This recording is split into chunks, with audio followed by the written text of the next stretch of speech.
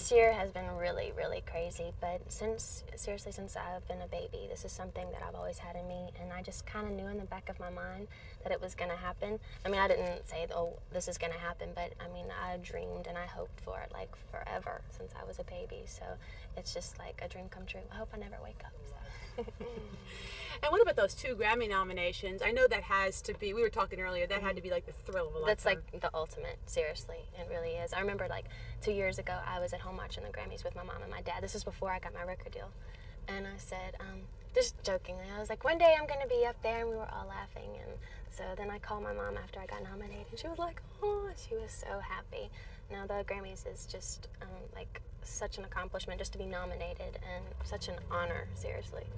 You said you're going to take your parents this year. Yeah, this is going to be the first event for my dad to go to. So he's going to be so excited. And my mom, she gets so stoked just getting dressed up. So. What is going on in your life right now?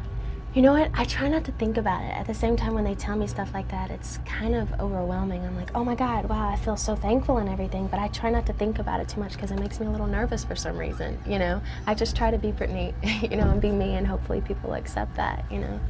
So. When do you think you realized that this was happening, that you kind of had reached the stratosphere?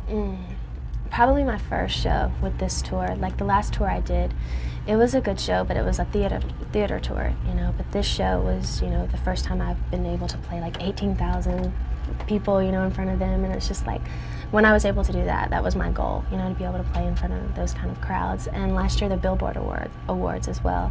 When I went to an award show and I won, all of my idols were there, you know, like Madonna and Jennifer Lopez were sitting in the front row, and I was getting all these awards. I was like, oh my God, you know, it was so cool, it was surreal. The first time that happened? Yeah. Ooh. Actually, I was in New York, and I was walking down the street, and they were doing TRL. And I didn't even know what TRL was at that time. Me and my friend Felicia, my assistant, we were just walking down the street, you know, walking in New York, whatever.